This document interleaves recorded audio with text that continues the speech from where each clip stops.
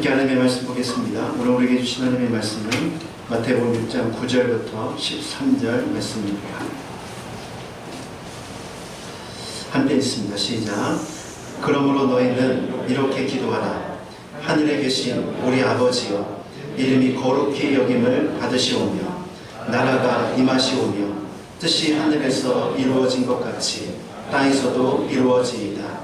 오늘 우리에게 일용할 양식을 주시옵고 우리가 우리에게 죄 지은 자를 사하여 준 것 같이 우리 죄를 사하여 주시옵고 우리를 시험에 들게 하지 마옵시고 다만 악에서 구하시옵소서. 나라와 권세와 영광이 아버지께 영원히 있사옵나이다. 아멘. 한 주간 평안하게 잘 보내셨습니까? 이제 장마도 거의 막바지에 이렇게 가는 것 같습니다. 이제 마지막 이 무더위를 잘 넘기시는 저와 여러분들이기를 소망합니다. 스코틀랜드의 종교 지도자였던 이 존 낙스라는 사람이 이렇게 하나님 앞에 기도를 했다고 합니다. 오 하나님 아버지시여, 저에게 구할 것이 참 많습니다. 그래서 겸손히 기도합니다. 아버지의 성령을 충만히 주시어 저희의 기도를 가르치소서. 그리하여 간절한 저희의 청원이 아버지의 거룩한 뜻에 일치되게 하소서. 여러분, 이 기도를 자세히 한번 들여다보십시오. 기도는 단순한 간구가 아니라 그 사람의 신앙의 정수를 사실은 보여줍니다. 이 존 녹스라는 사람은 하나님 앞에 엎드려 겸손히 기도합니다. 하나님, 내가 무엇을 위해서 간구해야 될지, 또 나의 욕심과 나의 생각에서 간구하는 것이 참 많은데 나의 기도가 하나님의 뜻에 일치하는 기도가 되게 해달라고 그렇게 기도하고 있는 것을 보게 됩니다. 나의 기도를 들어달라고가 아니라 하나님의 뜻에 일치한 기도를 내가 드릴 수 있도록 해달라고 간구하는 이 존 녹스의 기도의 제목을 보면 그가 하나님 앞에서 어떻게 살아가고 있는지를 우리가 잘 알 수 있습니다. 우리는 지난 시간에 기도를 가르쳐달라는 예수님의 제자들의 요청에 대해서 예수님께서 그들에게 기도를 이렇게 하라라고 말씀하시는 것을 살펴보았습니다. 그 첫 번째로 우리가 무엇을 살펴보았죠? 기도는 막연한 대상이 아닌 우리의 삶의 아버지 되시고 우리의 삶의 모든 것을 해결할 수 있는 능력을 가지신 하늘 아버지께 드리는 것이 기도다라고 이렇게 말씀을 드렸습니다. 우리의 기도가 확신할 수 있는 것은, 응답에 대한 기대를 가질 수 있는 것은, 그것은 나의 기도에 대한 노력이 아니라 우리의 기도의 대상이신 하나님이 어떤 분이신지를 명확하게 아는 것, 그것이 우리의 기도의 응답에 대한 확신을 가늠할 수 있다라고 말씀을 드렸습니다.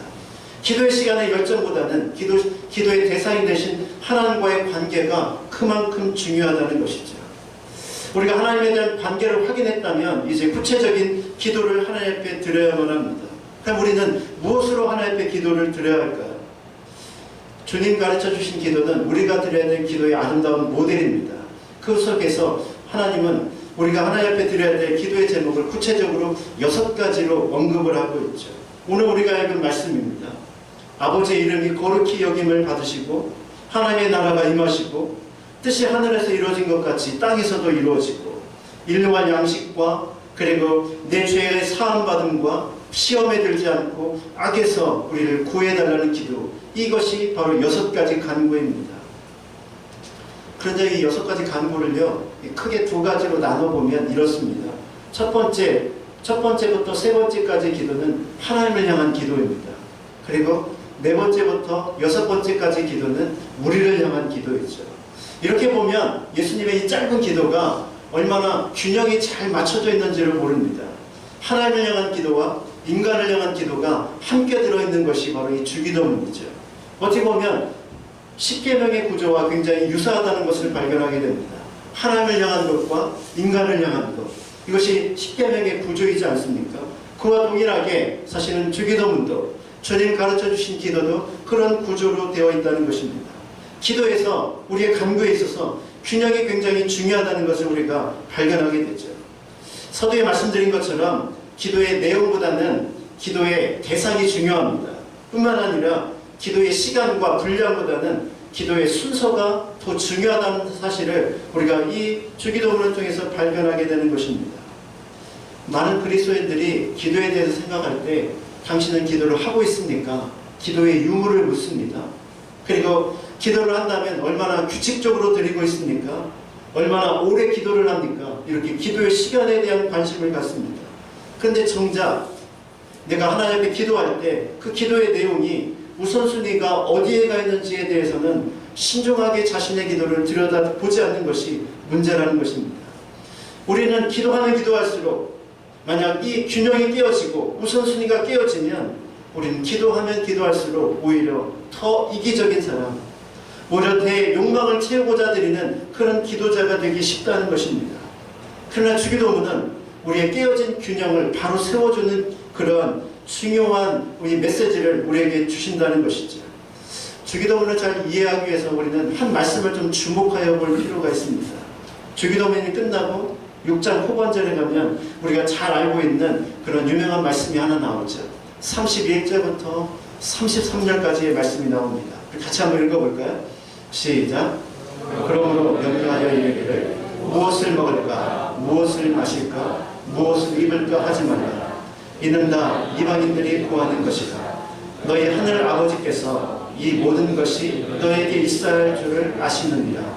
그런즉 너희는 먼저 그의 나라와 그의 의를 구하라. 그리하면 이 모든 것을 너희에게 더하시리라. 이 균형 잡힌 기도의 삶의 모습으로 한번 잘 보십시오. 균형 잡힌 기도의 특징이 무엇입니까? 먼저 구해야 될 것과 나중에 구해야 될 것을 아는 것이 균형 잡힌 기도입니다. 우리의 기도의 우선순위에 무엇을 먹을까, 무엇을 입을까, 무엇을 마실까가 먼저 되는 것이 아니라 먼저 그의 나라와 그의 의를 구하라고 주님은 말씀하고 있지 않습니까? 그러나 한번 우리의 기도를 한번 자세히 들여다보십시오. 우리의 기도의 우선순위는 어디에 가 있습니까? 내게 일어난 일들과 내가 해결해야 될 여러 가지 과제들과 결국 이런 모든 것들이 바로 우리가 염려하는 것, 먹고 입고 마시는 것, 그것이 우리의 기도의 중심에 가 있지 않습니다. 먼저 나라와 그의 의를 구하라는 이 하나님의 메시지가 우리에게 주시는 도전이 무엇입니까? 우리가 만약 먹고 마시는 문제에 집중하게 되면 우리는 염려에 빠지게 되고 그 결과 하나님과 동행하는 삶에 실패할 수 있다는 것입니다. 먹고 마시는 문제가 중요하지 않다거나 기도하지 않아도 된다는 이야기가 아니라 그거보다도 먼저 구해야 될 우선순위에 있어서는 그것은 뒤에 위치하고 있다는 것이죠. 우리의 기도가 왜 실패합니까? 우리의 기도가 대부분 우리의 우선순위가 삐뚤어져 있다는 것을 우리에게 잘 가르쳐주고 보여주는 내용입니다. 보험회사에 근무하는 베벌리 셰어라는 사람이 있었습니다. 그는 월급쟁이였는데요. 그 당시에 미국이 굉장히 불황과 회사마다 혹독한 구조조정과 인근 삭감의 문제로 심각한 그런 어려움에 시달리고 있었습니다. 그도 하나님을 믿는 사람이었지만 여전히 마음에 불안함이 있었죠. 내일을 향한 염려와 근심 가운데 있었습니다. 어느 주일날 아침에 그 주일에 이제 해야 될 찬송에 피아노를 이렇게 연습하고 있는데 바로 연습하려고 피아노 앞에 딱 앉았는데 쪽지 하나가 그 건반 위에 놓여져 있었다고 합니다. 그 쪽지에는 이렇게 쓰여져 있었습니다. 주 예수보다도 귀한 것은 없네. 이 세상 부귀와 바꿀 수 없네. 어디서 많이 본 것 같죠? 우리가 불렀던 찬송가 있지 않습니까? 이것은 사실은 그의 어머니인 레아 밀러라는 그런 어머니가 아들이 너무 불안해하고 너무 괴로워하고 염려하고 있는 것을 안타깝게 여기며 그의 피아노 위에 건반에 써진 작은 메모 글씨였습니다. 그의 어머니는 영적인 사람이었기 때문에 아들의 문제가 무엇인지를 알고 있었습니다. 아들의 불안이 신앙생활의 우선순위에 문제에 있다는 것을 그가 발견하게 된 것이죠. 하나님을 의지하기보다 세상의 염려에 빠져있는 그 아들을 안타깝게 바라보면서 너의 우선순위를 이렇게 변화시켜라 이렇게 도전하며 그 작은 쪽지를 써놓은 것입니다. 그제서 비로소 세아는 자신의 삶을 다시 한번 돌아보기 시작했습니다. 내가 왜 염려하고 내가 왜 근심하는지 내 삶에 무엇이 잘못되어 있는지를 돌아보기 시작한 것이죠. 그리고 자신의 삶을 수정하기로 결단을 합니다. 내 인생 가운데 가장 먼저 하나님을 먼저 두기로 그렇게 결단을 한 것이죠. 그리고 자신과 같이 살아가는 그 사람들에게 소망을 주고자 그 어머니가 준 글귀에 그 다음에 시에 찬송을 붙여서 우리가 잘 알고 있는 찬송가 94장이 탄생하게 된 것입니다. 주 예수보다도 귀한 것은 없네. 우리 인생의 우선순위가 이렇게 바뀌기 전에 우리는 이와 같은 염려와 근심에 떠남이 없는 그런 삶을 살아갈 수 있게 된다는 것이죠. 기도함에도 불구하고 여전히 불안과 염려와 마음에 무엇인가 시원함이 없다면 반드시 우리의 기도를 점검해 볼 필요가 있다는 것이죠. 나의 기도의 우선순위는 잘 되어 있는가 점검해 보라는 것입니다. 여러분의 기도의 우선순위에 가장 앞서 있는 것은 무엇입니까? 우리가 많은 기도의 중에 바로 우리의 기도는 나를 향한 기도가 가득 차 있다는 것을 우리가 살펴보게 됩니다. 그런데 조금 더 성숙한 사람의 기도는 다르죠. 성숙한 사람의 기도는 무엇입니까? 이제 나를 넘어서 이웃을 향해서 기도하기 시작합니다. 내 옆에 있는 가난한 이웃, 그리고 질병과 어려움과 경제적인 실현 가운데 있는 사람들을 바라보며 기도하기 시작하죠. 그리고 구원받아야 될 우리 이웃을 돌아보며 기도합니다. 조금 더 성숙한 사람은 한 번도 본 적이 없지만, 한 번도 만난 적도 없지만, 한 번도 가본 적이 없지만, 그러나 열방에 있는 돌아와야 될 영혼들을 위해서 기도하기 시작하는 것입니다.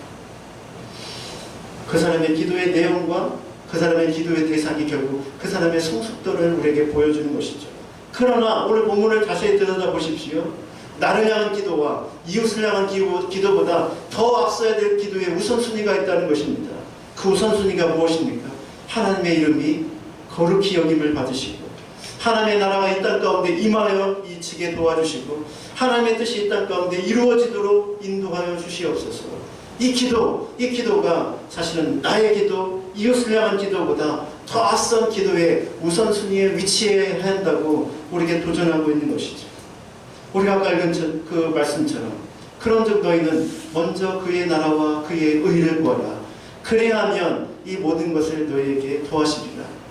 이 모든 것이 더해지는 그래야하면의 역사가 우리 삶에 어떻게 경험할 수 있습니까? 먼저 그의 나라와 그의 의를 구하는 기도의 우선순위가 바로 세워질 때 그와 같은 역사가 우리 가운데 있게 된다는 것이죠. 우리의 기도의 우선순위가 세워지면 우리의 필요를 아시는 하나님께서 가장 선한 것으로 우리를 채워주신다는 것입니다. 이 약속을 신실하게 믿고 기도하는 사람이 진짜 믿음의 기도를 드리는 사람이라는 것이죠. 여러분의 기도의 제목을 한번 점검해 보십시오. 집에 돌아가셔서 여러분들이 주로 하는 기도의 제목을 한번 노트에 적어보시고, 그 노트에 적어온 후에 그 앞에다가 기도의 우선순위를 한번 정해보십시오. 여러분의 아마 기도에 대한 수많은 기도의 제목들이 많이 뒤로 밀려서 수정되어야 할 것입니다.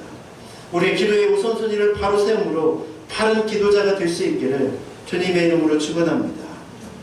자, 이렇게 기도의 제목을 가지고 하나님의 나오며 기도할 때, 그러면 예수님께서 그에게 간구해야 될 첫 번째 간구가 무엇이라고 도전하고 있습니까? 이름이 거룩히 여김을 받으시오며. 사실 좀 의외이지 않습니까? 첫 번째 기도 드려야 될 그 기도가 열방이라든가 하나님의 놀라운 구원의 역사라든가 이런 것을 기도해야 할 것 같은데, 예수님은 하나님의 이름이 거룩히 여김을 받게 해달라고 하는 이 간구를 첫 번째 위치에 놓고 있습니다. 이름이 거룩히 여김을 받게 해달라는 이 기도가 무엇을 의미할까? 그 부분은 조금 뒤에 살펴보고, 우리는 이 이름이 거룩히 여김을 받으신다 할 때 여기 이름에 조금 주목해 보기를 원합니다. 왜 예수님은 이름에 대해서 간구하라고 말씀하고 있을까요? 또 이름이 우리에게 주시는 도전이 무엇일까요? 사실 이름은 단순한 칭호가 아니라 그 사람을 나타내주는 가장 대표적인 수단이죠. 어떤 사람을 생각할 때 우리는 그 사람에 대해서 무엇으로 그 사람을 소개할 수 있을까요? 그 사람이 가진 직업, 그 사람이 가진 나이, 여러 가지를 가지고 그 사람을 소개할 수 있겠지만 가장 대표적인 것이 이름이지 않겠습니까? 이름은 그 사람을 단지 그 사람을 부르는 호칭이 아니라 그 사람 자체이죠. 이름은 그 사람의 전부를 나타내는 것입니다. 그래서 사실은 사람에 대한 이름뿐만이 아니라 요즘에 브랜드 파워라는 말을 우리가 세상에서 많이 쓰지 않습니까? 브랜드 파워라는 게 무엇입니까? 그 이름이 가지고 있는 가치가 있는데, 브랜드 파워가 높아진다는 것은 그만큼 인지도가 높아지고 사람들이 그 브랜드에 대해서 이제 좋게 여기는 이미지가 좋아진다는 것을 의미하죠. 사실 핸드폰 하면 딱 떠오르는 회사가 있고, 그리고 스포츠용품 하면 딱 떠오르는 회사가 있고, 자동차 하면 딱 떠오르는 회사가 있잖아요. 이것은 그게 가지고 있는, 그 회사가 가지고 있는 브랜드 가치가 그만큼 높다는 것이죠. 얼마 전에 제가 인터넷을 보다 보니까요, 미국의 대표적인 스포츠가 슈퍼볼이라는 미식축구인데요. 이 미식축구에 이제 결승전이 열릴 때마다 이제 광고를 합니다. 그런데 현대자동차에서 해마다 이제 광고를 하는데요. 30초 광고를 하는데 얼마인지 아십니까? 30초 광고를 하는데요. 50억이에요. 30초 딱 그 화면 띄우는데 그 경기 중간에 50억이 소요가 된다고 합니다. 현대라는 회사가 머리가 나빠서 그 30초 광고에 50억을 투자할까요? 아니라는 것이죠. 전 세계 사람들이 지켜보는 그 시간에 딱 30초만으로도 강력한 인상을 심어줄 수 있기 때문에 50억이라는 것을 투자하는 것입니다. 이와 같이 브랜드 가치라는 것은 굉장히 중요한 것이죠. 회사뿐만 아니라 성교회도 마찬가지입니다. 이름은 굉장히 중요한 성경의 이미지를 가지고 있습니다. 평범한 사람이 하나님을 만나게 되면 어떻게 됩니까? 이름이 바뀌어지는 것을 경험하게 되죠. 아브라함이 변해서 아브라함으로 변화되어지고, 속이는 자라는 뜻의 야곱이 변해서 승리자라는 이스라엘로 변화되게 됩니다. 시몬이 변해서 베드로가 되고, 사울이 변해서 바울이 되어지죠. 성경에서 이름이 바뀌었다는 것은 단순한 이름이 바뀐 것이 아니라 믿음이 바뀌고 삶이 바뀌었다는 것을 의미합니다. 그래서 성경에서 이름은 굉장히 중요한 이미지를 갖고 있는 것이죠. 그러나 여러분, 세상의 이름은요, 이름값을 하는 사람이 있고 이름값도 못하는 사람이 있습니다. 이름이 이름대로 살아서 그 이름의 가치를 드러내는 사람이 있고, 이름은 너무 좋은데 삶이 그것을 따라가지 못해서 이름의 가치를 떨어뜨리는 경우도 있죠. 저와 여러분이 가지고 있는 이름이 무엇입니까? 이름의 가치대로 살아가는 저와 여러분이 되기를 소망합니다. 그런데요, 우리가 다시 한번 본문으로 돌아와서 이 하나님의 이름이 거룩히 여김을 받게 해달라는 이 기도는 무엇을 의미합니까? 하나님은 당신을 계시하실 때 그 이름을 통해서 우리에게 알려주셨다는 것입니다. 우리 하나님이 어떤 분인지 잘 알 수 없습니다. 그러나 우리는 성경을 통해서 하나님이 어떤 일을 하셨는지를 우리가 보면서 하나님이 이런 분이다 라고 우리가 깨닫게 되는 것이죠. 그런데 하나님께서 우리에게 당신을 알려주시는 가장 중요한 수단으로 이름을 사용하셨다는 것을 아십니까? 성경에는 다양한 하나님의 이름이 등장하고 그 이름은 하나님이 어떤 분인지를 우리에게 소개해주고 있죠. 성경에 나타난 이름 중에 하나님의 성품을 드러내는 이름이 있습니다. 거룩하신 하나님, 사랑의 하나님, 공의의 하나님, 진노의 하나님, 선하신 하나님, 영원하신 하나님, 지존하신 하나님. 이런 이름들은 하나님이 어떤 분인지를 우리에게 소개해주고 있는 것이죠. 왜 이름이 중요합니까? 우리가 기도할 때 구체적으로 우리의 믿음의 대상이신 하나님의 이름을 부르며 기도할 때 우리의 기도가 더 확신 있게 드려지는 기도가 될 수 있기 때문이죠. 우리가 기도할 때 그 이름을 붙잡고 간구할 때 우리는 담대한 기도, 믿음의 기도를 드릴 수 있는 것입니다. 하나님을 제대로 알려면 우리는 하나님의 이름을 알아야 되고, 하나님의 이름을 알면 우리는 하나님을 아는 만큼 더 깊이 있는 기도를 하나님께 드릴 수 있는 것이죠. 우리 성경에는 모두 다 하나님으로 되어 있습니다. 그런데요, 원어를 살펴보면 하나님의 다양한 이름이 등장한다는 것을 보게 됩니다. 가장 대표적인 것이, 하나님을 일컫는 가장 대표적인 이름은 엘로힘이라는 그런 단어입니다.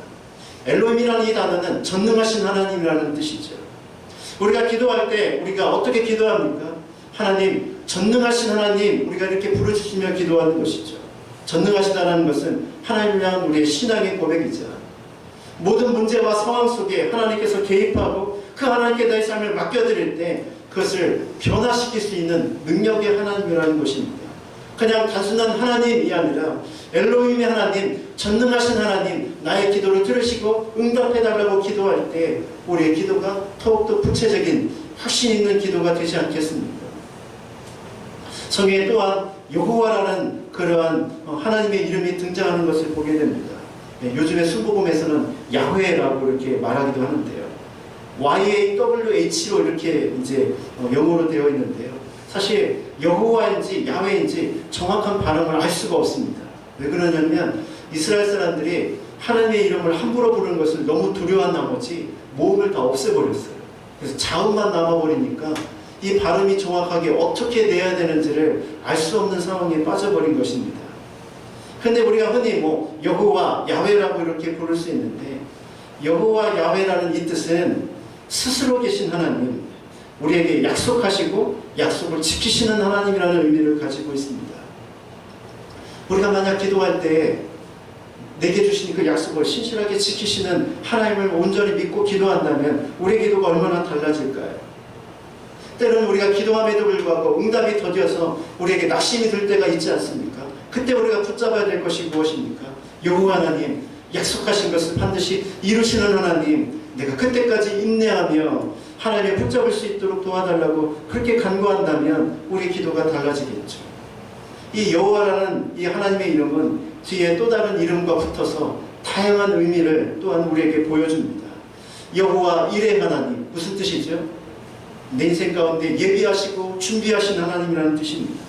여호와 라파의 하나님, 우리의 질병과 우리의 아픔을 치료하시는 하나님. 여호와 니시 하나님, 우리의 깃발 되신, 즉 우리에게 승리를 주신 하나님이라는 뜻을 가지고 있습니다.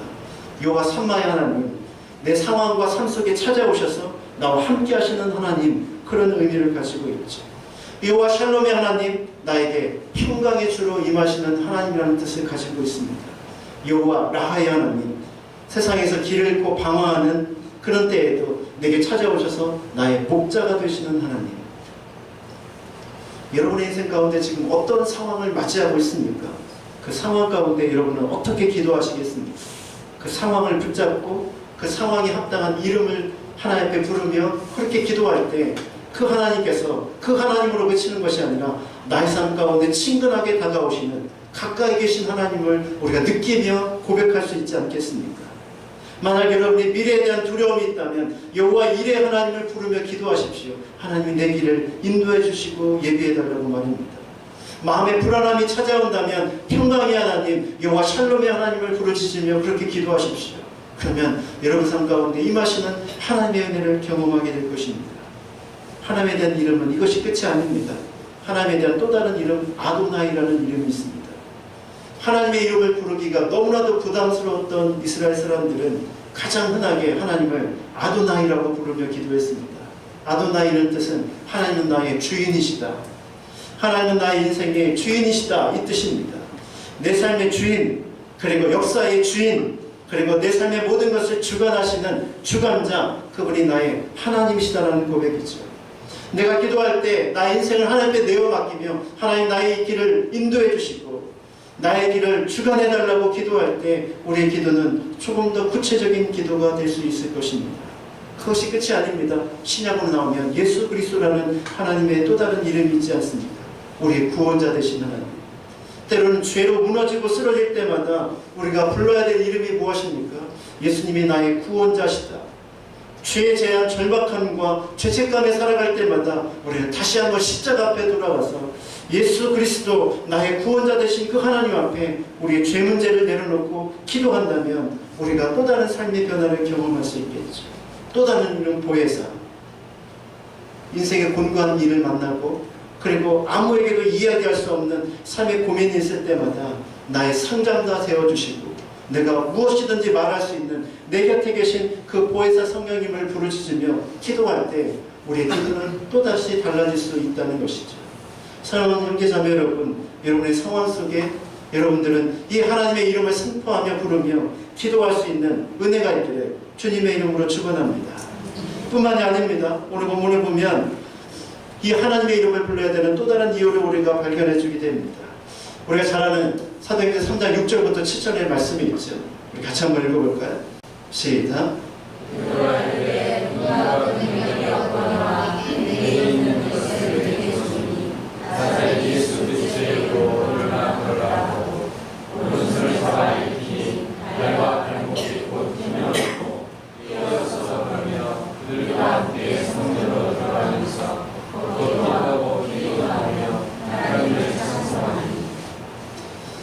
우리가 하나님의 이름을 불러야 되는 또 다른 이유가 무엇입니까? 하나님의 이름에는 권세가 있기 때문이죠. 베드로가 나면서부터 안징뱅이 된 성전 미문에 있던 그 사람에게 뭐라고 선포합니까?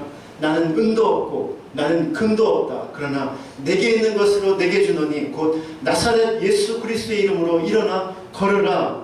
이 선포된 이 하나님의 이름이 어떤 역사를 일으켰습니까? 그의 안진뱅이인 그 사람의 삶을 새롭게 변화시켰던 것을 우리가 경험하게 되죠. 그러나 우리가 여기서 조심해야 됩니다. 단지 예수 그리스도의 이름을 사용했다고 해서 이런 기적이 일어나는 것이 아닙니다. 그 안에 베드로의 마음 안에 하나님의 이름을 선포할 때 하나님께서 역사하신다는 그 믿음과 확신이 그에게 있었기 때문이죠. 우리가 만약 예수 그리스도라는 이름의 권세를 믿고 그리고 우리 앞에 닥쳐진 여러 가지 상황 앞에 그 이름을 선포할 때 우리 안에도 이런 변화 역사가 나타난다는 것입니다. 두려움과 염려가 밀려올 때마다 나사렛 예수 그리스도의 이름으로 선포하고 우리에게 주시는 담대함을 향해 나아간다면 우리 앞에 펼쳐진 여러 가지 일들을 하나님의 능력 가운데 해결할 수 있는 것이죠. 또 우리가 기도할 때 어떻게 기도합니까? 맨 마지막에 예수 그리스도의 이름으로 기도하지 않습니까? 예수 그리스도의 이름으로 기도한다는 것은 무엇을 의미합니까? 단순한 후주가 아니라 예수님의 권세와 예수님의 중보자 되심을 믿고 예수님을 통하여 응답받을 것을 확신하며 하나님 앞에 구한다라는 그런 믿음의 고백이지 않습니까? 예수 그리스도의 이름은 우리에게 이런 놀라운 변화와 새로운 변화의 역사를 우리에게 가져다 주는 것이죠. 주의 이름을 선포하는 곳에 변화의 역사가 나타난다는 것입니다. 우리가 기도할 때마다 이렇게 구체적으로 하나님의 이름을 부르며 간구하고 그 믿음 가운데 서 있다면 우리의 기도는 하나님의 응답을 체험하는 놀라운 축복의 통로가 될 것입니다. 그의 이름을 의지하여 기도할 때 우리도 아브라함처럼 그리고 야곱처럼 모세와 다윗처럼 제자들처럼 하나님을 만나는 은혜를 경험하게 되는 것이죠. 하나님의 이름을 부르며 하나님 앞에 선포하며 나가며 기도하는 저와 여러분의 삶이 될 수 있기를 주님의 이름으로 축원합니다. 자, 마지막으로 우리가 주목해야 볼 것이 있습니다. 그렇다면 하나님의 이름을 거룩히 여김을 받으셔서 이것이 구체적인 무슨 뜻입니까? 그것에 우리가 주목해 볼 필요가 있습니다. 이름이 거룩히 여김을 받는다. 사실 우리가 주기도문을 얼마나 많이 외우고 또 얼마나 많이 고백을 합니까? 그런데 사실은 우리는 그 의미를 깊이 생각하지 않은 채 기도하고 있다는 것을 가장 여실히 보여주는 것이 바로 이것입니다.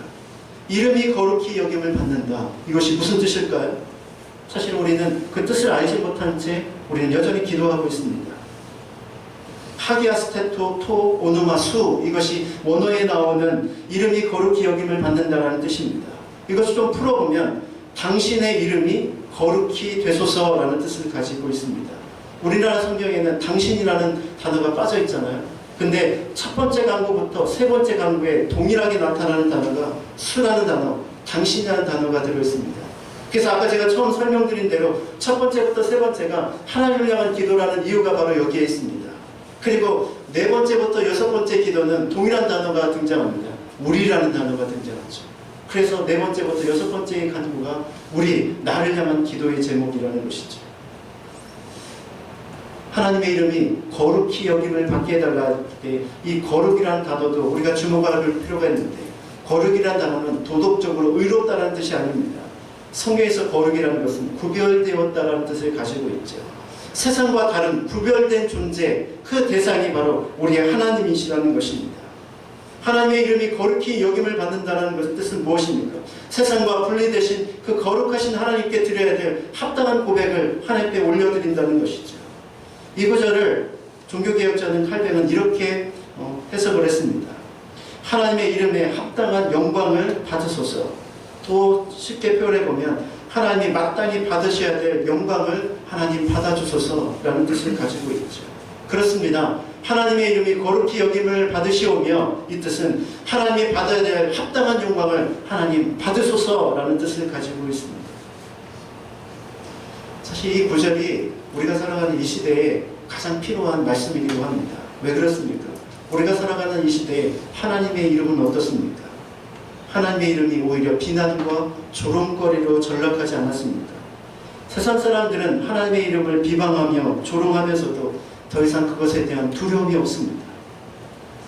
믿는 하나님의 사람들조차도 하나님의 이름에 대해서 그런 엄중함과 그리고 그런 존엄함을 생각하지 않은 채 우리가 함부로 그 이름을 부르고 있을 때가 얼마나 많이 있습니까? 왜 하나님의 이름이 이 시대에 땅에 떨어져 있습니까? 결국 우리의 삶이 뭔가 문제가 있기 때문이죠. 이런 현상을 바라보면 이 시대가 정말 마지막 때가 가까웠다는 사실을 우리가 알 수 있습니다. 마지막 때에 나타날 일들이 무엇입니까? 하나님을 하나님으로 인정하지 않는 것이죠. 하나님의 이름을 함부로 부르는 것입니다. 10계명 중에 3계명이 무엇이죠? 여호와의 이름을 망령되이 일컫지 말라입니다. 하나님의 이름을 망령되이 일컫는 이 시대 속에서 우리가 살아가고 있다는 것이죠. 출애굽기 20장 7절에는 우리를 향한 엄중한 말씀으로 우리에게 이렇게 말씀하고 있습니다. 너는 내 하나님 여호와의 이름을 망령되이 부르지 말라. 여호와는 그의 이름을 망령되이 부르는 자를 죄 없다 하지 아니하리라. 그렇습니다. 하나님의 이름을 함부로 부르거나 하나님의 이름을 망령되이 일컫는 것은 하나님으로부터 큰 심판을 가져올 수 있는 엄청난 일이라는 것입니다. 우리가 하나님의 이름이 거룩히 불려지기를 원한다면 먼저 우리의 입술 속에 하나님의 이름을 함부로 담거나 그것이 망령되이 일컬어지지 아니하도록 조심하는 것부터 시작을 해야만 합니다. 또한 조금 더 적극적으로 바라보면 하나님의 영광을 돌린다는 삶은 무엇을 의미할까요? 로마서 4장 20절에 보니까 믿음이 없어 하나님의 약속을 의심하지 않고 믿음으로 견고하여져서 하나님께 영광을 돌리라 이렇게 말하고 있죠. 하나님께 영광을 돌리는 것은 다른 것이 아니라 하나님을 하나님으로 인정해 드리는 것입니다. 하나님을 인정해 드리는 것은 무엇을 의미할까요? 우리가 기도할 때 하나님을 하나님으로 철저히 인정하고 그분을 의지하는 기도를 드리는 것입니다. 우리가 하나님을 철저히 의지하여 드리는 그 기도가 하나님께 영광을 돌리는 참된 행위가 될 수 있다는 것이죠. 단지 고통을 모면하기 위해서 드리는 기도가 아니라 고통 속에서도 하나님의 역사하실 것을 믿으며 그리고 그 믿음의 삶으로 하나님께서 새롭게 하실 것을 바라보며 드리는 그 기도가 하나님께 영광을 돌리는 기도입니다. 반대로 기도하면서도 하나님의 약속을 여전히 의심하고 믿지 않고 여전히 자신의 힘을 믿는 그런 사람이 드리는 기도는 하나님의 영광을 가리는 기도가 되겠죠. 우리는 하나님을 바로 알아야 됩니다. 하나님을 바로 알고 그 아는 만큼 우리는 하나님께 올바른 영광을 돌릴 수 있다는 것이죠. 하나님을 바로 알면 알수록 우리는 하나님 앞에 겸손하게 엎드릴 수밖에 없는 인생임을 깨닫게 되고 그 하나님 앞에 겸손히 엎드리는 자가 하나님께 영광을 돌리게 되는 것입니다. 또한 우리는 어떻게 하나님께 영광을 돌릴 수 있죠? 바로 예배를 통해서 우리는 하나님께 영광을 돌릴 수 있습니다. 하나님의 영광을 받으시는 가장 중요한 축복의 통로, 그것이 바로 예배라는 것이죠. 그렇다면 우리 예배를 한번 점검해 보시길 바랍니다. 나는 이 시간 하나님께 예배할 때 여러분은 예배를 드리는 이유가 무엇입니까? 더 많은 은혜, 더 많은 축복을 받아 누리기 위해서 예배를 드립니까? 아니요, 우리의 우선순위가 잘못되어 있습니다. 우리가 예배를 드리는 첫 번째 우선순위는 이 시간을 통해서 하나님 앞에 영광을 돌리기 위함이죠. 우리의 찬양과 우리의 기도와 심지어 말씀조차도 그것을 통해서 우리는 하나님 앞에 영광을 돌리는 것입니다. 그렇다면 우리의 예배의 삶의 모습이 달라져야 되지 않겠습니까? 제가 지난 시간에 앞에서부터 앉으십시오. 예배 시간을 잘 일찍 오셔서 준비해 주십시오. 그렇게 말씀을 드렸습니다. 그 이유가 무엇입니까? 예배 시간과 예배 자리 그거 자체에 의미가 있는 것이 아니라 우리가 드리는 이 예배의 태도가 우리의 삶이 하나님 앞에 조금이라도 더 하나님 앞에 영광을 돌릴 수 있는 삶으로 변화되기 위해서이죠. 내 삶의 가장 우선순위에 예배가 서 있습니까? 내 삶을 통해서 이 예배를 통해서 하나님 영광 받아 주시옵소서 이런 사모함으로 여러분 예배를 드리시나요? 우리 삶에 이런 예배에 대한 삶의 점검이 우리에게 있어야 할 것입니다. 또 하나 우리의 삶의 자리 예배뿐만이 아니라 우리의 삶의 자리 속에서 우리는 하나님 앞에 영광을 돌려야만 합니다. 로마서 2장 24절과 로마서 5장 16절 우리의 삶은 이 어느 곳에 속하게 되어 있습니다. 로마서 2장 24절에 뭐라고 말하고 있습니까? 기록된 바와 같이 하나님의 이름이 너희 때문에 이방인 중에서 모독을 받는도다. 마태복음 5장 16절에 예수님은 우리에게 이렇게 도전하시죠. 같이 한번 읽어볼까요? 시작.